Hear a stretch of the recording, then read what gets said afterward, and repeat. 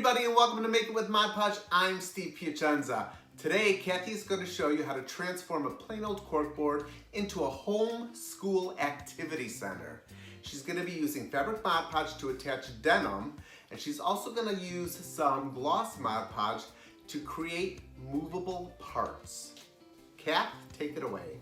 Welcome everybody, thank you Steve, and thank you guys for joining us today. I am here in my girls' homeschool, and today I'm going to show you how I'm going to transform this corkboard into a really cool activity center, and where we're going to hang our calendar. We're going to be creating some wood signs that have magnets on the back, so it'll be interactive. It's really easy to do. You can use up all your scrap papers with it. Let's get started. Let's just get started. So the first thing I want to show you is I just have a plain corkboard here. I'm going to cover the back of it with some denim fabric. We're going to put some sticker trim around the edges and seal all that down with Mod Podge. And we're going to create those interactive magnet tools. So it'll be like days of the week, the weather is. Plus it's going to have a couple of different sections that'll be personalized with wood letters. And we're going to be doing some really fun clothespins where kids can hang their artwork or schedules or things like that each day that they can rotate out. So the first thing that I want to show you is just bordering out this. Now I'm just doing a random fun pattern with all these different bright stickers. You can do any kind of stickers you want. These are scrapbooking borders. So they're already in little tiny shapes. So let's go ahead and just add another one right here, layer that up and sticker it down. Then you'll just trim off, just like so. Now for that sticker trim, I want to go ahead and seal it down because I want this to last. And I'm going to use Mod Podge for that. This is just the gloss formula. You can use matte or satin. And every time I pull up the big guns, everyone always says, oh my gosh, I didn't know Mod Podge came in a gallon. And it does, and I wanted to show you that today since we are in the classroom setting and so many teachers like to get the gallon size. So I'm just using a recycled container. I pour it in there. If you're working with lots of kids or if you're in a classroom setting, this is a really great way to maximize your dollar by purchasing it in the gallon and then just pouring it out for each student or just for your project. So what you want to do is just go ahead and brush it on top of all of those scrapbooking stickers to seal them down. This will also seal the wood at the same time. And what you're really doing too is creating it so you can wipe it clean also. These stickers tend to pop up over time, so this will really hold them down. So I'm just gonna go around and do the whole edge. Today I'm making this live on the video, no step outs. Everything is gonna be live today.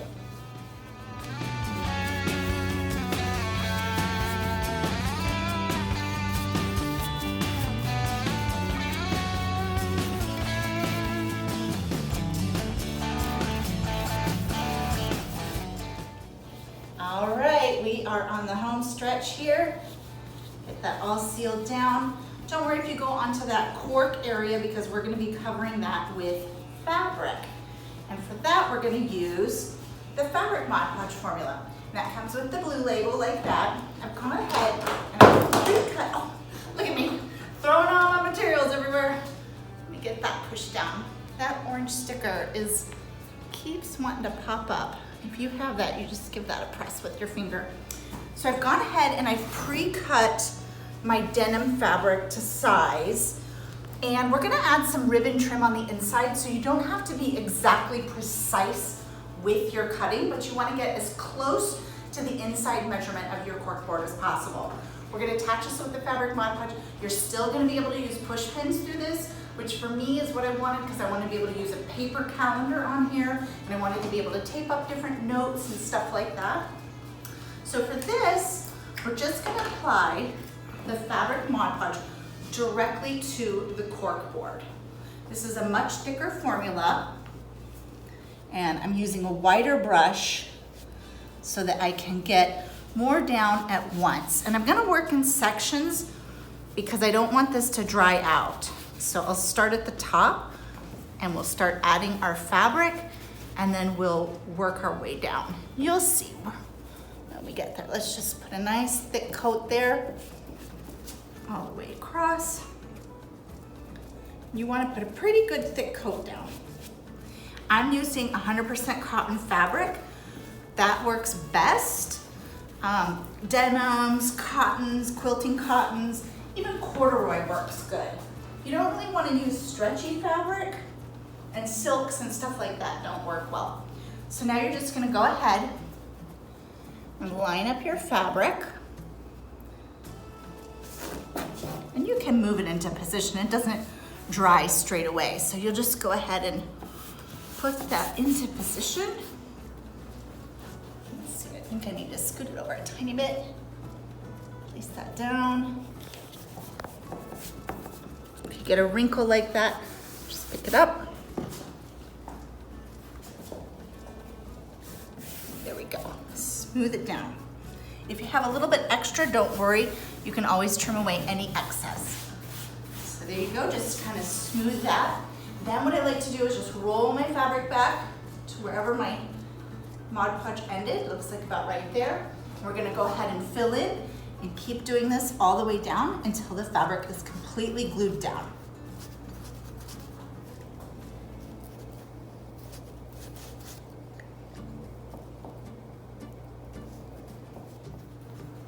Okay, I've got my last little section here to glue down, and then I'll give it a little trim, see if we have any overlap. Don't worry if you get it on the wood, it'll all dry clear. And then we're gonna add a little bit of a fun ribbon border, and that'll just finish off the edge, so you don't have to worry about any fraying or anything like that. It'll just give it a nice finished look. So we're doing this for our homeschool, but something like this is great for any kind of place, and this makes a great teacher gift too if you're looking for something that you want to make for your teacher when we're all back in the real classroom. This makes a really fun gift. So you can see here I'm a little bit over, so if that happens, just peel it back, because sometimes the fabric stretches a tiny bit. Go ahead and give it a trim. You don't have to worry about it being perfect, because again, we're gonna have that ribbon that's gonna go over this.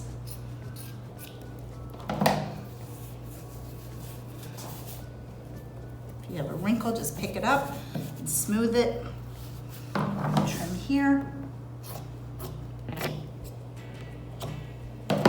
If you have a chore chart or something like that at home, you can make this on a much smaller scale. So we're using this for a daily interactive calendar, but you can use it for so many different things. So you just customize all of those wood pieces to say whatever you want them to say.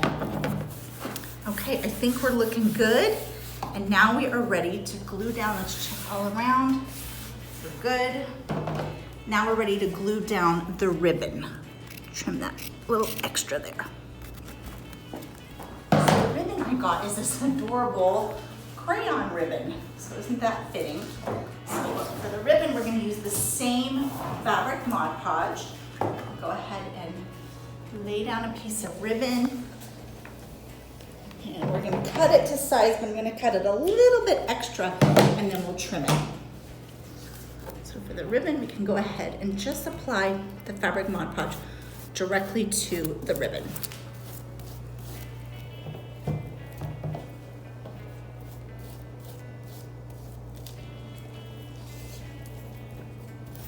Don't worry if you get it on the other side of the ribbon. It's gonna dry clear. There we go. We've got our Mod Podge all on there. Go ahead and place it into position. You can really see how all those fun layers between the stickers here and then that ribbon are creating a really fun border.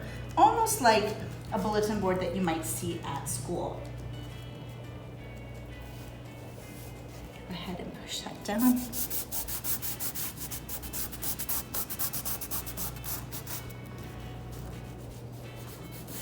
Now I'm just gonna go ahead and put ribbon around the whole thing. Smooth that out. And we will trim off our extra here.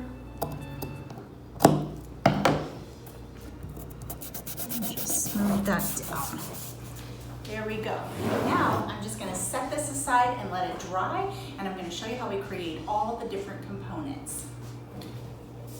Okay, now I want to show you all the different interactive pieces that you can create. And again, I'm doing this for our home schoolhouse, but you can do this for anything, chore charts, even for businesses. So let's start. I want to show you some of the pieces here. We're going to do the days of the week. We're going to do the today is, the season, the weather, that kind of thing. We're using a wood piece just like this. It's very lightweight. And like I showed you at the beginning, these are all gonna be magnets. So this will be an interactive so the kids can put up there what day of the week it is and that kind of thing. We are gonna have a calendar on here too. I wanna have a section for Delilah and Sophia, so I'm gonna do their letters with some fun unicorn paper. And then I wanted them to be able to pin up either a daily schedule or art projects that they did. So there'll be a section along the bottom where they can use these clothespins to pin up some of their work. So what I did is I went ahead and I just traced on my paper a background paper with my first wood piece, and I'm going to use that same Mod Podge gloss. You can use matte and satin if you want. So we're going to go ahead and apply our Mod Podge to the back of our paper, and I am just mix and matching all these different fun prints and papers together. I want this to be really fun and bright and just different. Every time they go to pull something up, the board's gonna look a little bit different. Let's go ahead and smooth that out with your fingers. I like to work from the center out. And then I just made some of these on the computer. This is fall for what would go under the season is. Of course, again, if you wanted to make a chore chart or something, you have this say whatever you want it to say. So we're gonna go ahead and add our Mod Podge to the back of that. Just like so. And remember, it's gonna draw perfectly clear. Go ahead, I'm just sort of eyeballing it. You really wanna press those corners down. Make sure those corners get down. There you go. And you wanna set that aside and let that dry for about 15 minutes before you're gonna top coat. I'm gonna go ahead and show you top coating on a different one. To top coat it, you're literally just gonna go in with the same Mod Podge gloss formula, and you're gonna go over the whole design, just like that. And just smooth out your brush strokes so they're all going in one direction. And that's going to help seal the paper, but also with those hands grabbing it and being interactive, you wanna be able to wipe that down. So give it a coat. You can even give it a couple of coats if you want. Now for the letter, it's the same exact technique. You can get these wood letters for very inexpensive. When I'm doing boards like this, I look for letters that are kind of thin because I don't want to add too much weight to it. So look for little thin ones like that. These usually come in a 2-pack. So I've gone ahead and cut my paper to size. You could pre-paint this if you want to, but since I'm gluing it down, I'm really not worrying about pre-painting it, and I kind of like seeing that little wood edge. Go ahead and add our Mod Podge to the paper and make sure we get that going the right direction. Go ahead and place that down. Again, work from the center and give it a little bit of a shift if you need to. Now, if you have any extra like that, don't worry, you can just use your scissor to trim that away, or you can use a craft knife, either way. So go ahead and smooth that down. And then, same deal, you're gonna wanna top coat it. So I would let that dry for about 15 minutes, and that little dry time helps prevent bubbles. So then to top coat, it's the same thing we did on that sign. Just go in and add a top coat. Sometimes these are easier if you just hold it by the edge. And then I like to smooth the brush strokes around. Just kind of go in one big swoop, maybe one big swoop back, and then up and down, just like so, and let it dry. And the same thing with the clothespins. And what I want to show you with the clothespins, this is so fun. If you've got scrap paper, you can just mix and match all these different papers together, and it's just going to be fun. It doesn't need to be, you know, perfectly matched. If you want it to be perfectly matched, go for it. You can also add Mod Podge down and add glitter, You know, you can use washi tape. You can use almost any kind of material like that. Go ahead and add a little bit to our clothespin there. And these little projects, you can apply the Mod Podge to the paper or to the wood surface. Okay. And since this is so small, I'll go ahead and just give it a quick little top coat. Now we're gonna let all of this dry for about 20 minutes, and then I'll be back and we're gonna get it all glued down to our board, and we're gonna add our magnets. Okay, so all of our components are dry and we are ready to get everything glued down. Now, like I said, I want to be using a paper calendar on this. So I've just put that into position first. I've got one section here that's going to be for Delilah with her clips where she can hang her calendars or schedules or her artwork from the day. I've got another section over here for Sophia where she'll be able to hang her clips and such. And then up here, I've got today is, the weather is, and the season is. And these are gonna be interactive. So these will get glued down and these will get a magnet here. So these will magnet out when they're changing the interactions. So you wanna use a heavy duty glue, something that's gonna work for wood and fabric. And we're just gonna quickly go in, add a little bit of glue to the backs of our letters. And we'll just drop them into position. And same things here with our clothespins. Now I really, really like these wide clothespins. They're so fun. They've got a nice good surface area for gluing down.